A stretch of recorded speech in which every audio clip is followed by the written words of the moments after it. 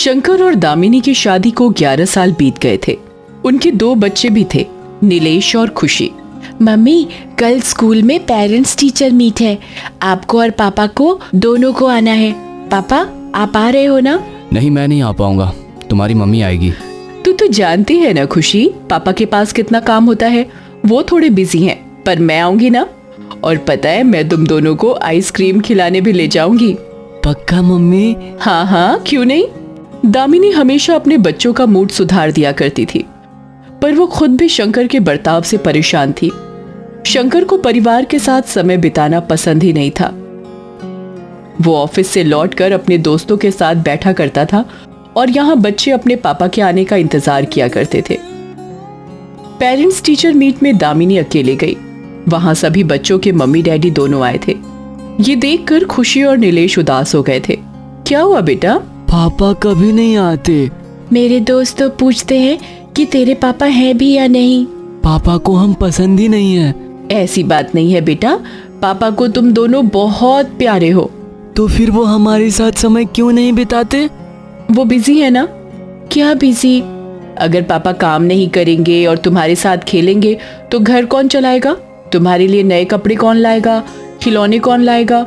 ना मुझे नए खिलौने चाहिए, ना ही कपड़े। मुझे बस मेरे पापा चाहिए। ठीक है, मैं तुम्हारे पापा को ये सब बोल दूंगी, फिर सब कुछ ठीक हो जाएगा। पक्का? हाँ पक्का। उस रात दामिनी ने शंकर से बात करने की ठान ली। तुम्हें बच्चों के साथ समय बिताना चाहिए। तुम मुझे मत सिखाओ मुझे क्या करना चाहिए। तुम लोगों की सारी जरूरतें तो पूरी हो रही है ना।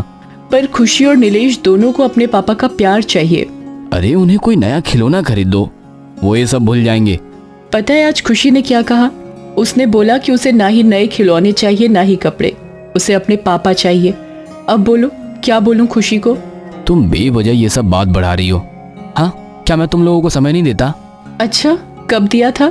जरा याद करके बताओ, आखिरी बार तुमने हमें समय कब दिया था? शंकर का मुंह छोटा हो गया क्योंकि उसे याद ही नहीं आ रहा था। मैं कल खुशी और नीलेश को लेकर मेरे मायके जा रही हूँ। जब तुम्हारे पास हमारे लिए टाइम होगा तब हमें लेने आ जाना। इतना बोलकर दामिनी बैग्स पैक करने लगी। शंकर जानता था कि अब दामिनी के आगे बोलना बेकार है। जाने दो, कुछ दिनों में ही खुद लौट आएगी। आखिर कितने दिनों तक मायके में रहेगी? अगले दिन दामिनी बच्चों को लेकर घर से निकल गई। शंकर ने उन्हें रोकने तक की कोशिश नहीं की। कम से कम कुछ दिनों तक तो अकेले आराम से जीऊंगा। अच्छा हुआ बच्चों को ले गई। शंकर पूरा दिन आराम कर रहा था। दोपहर को उसके मोबाइल पर एक कॉल आई। हेलो जी, आप शंकर बोल रहे हैं? जी हाँ। आपकी पत्नी दामिनी और 2 बच्चे हैं ना? हाँ हाँ, आप जल्दी सिटी हॉस्पिटल आ जाइए, क्योंकि उन लोगों का एक्सीडेंट हो गया है। तीनों में से कोई भी नहीं बचा है। क्या? ये सुनते ही शंकर हड़बड़ा सा गया। उसे समझ नहीं आ रहा था कि उसके साथ क्या हो गया। घर की वो शांति उसे काटने लगी। उसे बच्चों की हंसी किलकारी सुनाई देने लगी और उसकी आंखों से आंसू बहने लगे। हे भगवान, तूने मेरा परिवार मुझसे क्यों छीना? क्यों भगवान, क्यों? तभी शंकर को अपने बच्चों के मासूम चेहरे याद आने लगे। पापा, आप आ रहे हो ना? शंकर को हर वो पल याद आया जब उसने अपने परिवार को खुद से दूर किया। ये सब मेरी गलती है। ना मैं अपने परिवार को खुद से दूर करता, ना दामिनी घर छोड़ के जाती, ना वो लोग मरते। मुझे जीने का कोई हक नहीं है। क्या करूंगा जीकर? मुझे भी मर जाना चाहिए। आत्महत्या की सोच लेकर शंकर घर से बाहर निकला। वो रास्ते के बीच से चल रहा था। गाड़ियां हॉर्न बजा रही थीं, पर वो रास्ते से हट नहीं रहा था।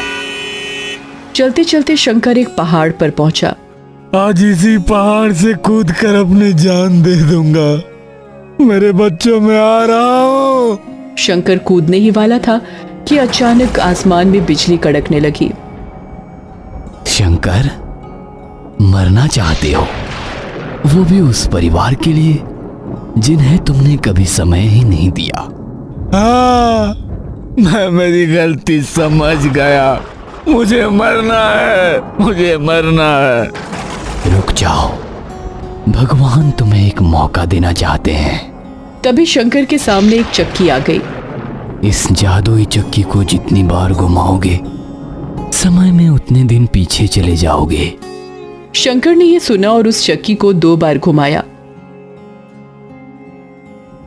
अब वो अपने घर पर था, अपने परिवार के साथ। उसके सामने उसकी बेटी खुशी थी।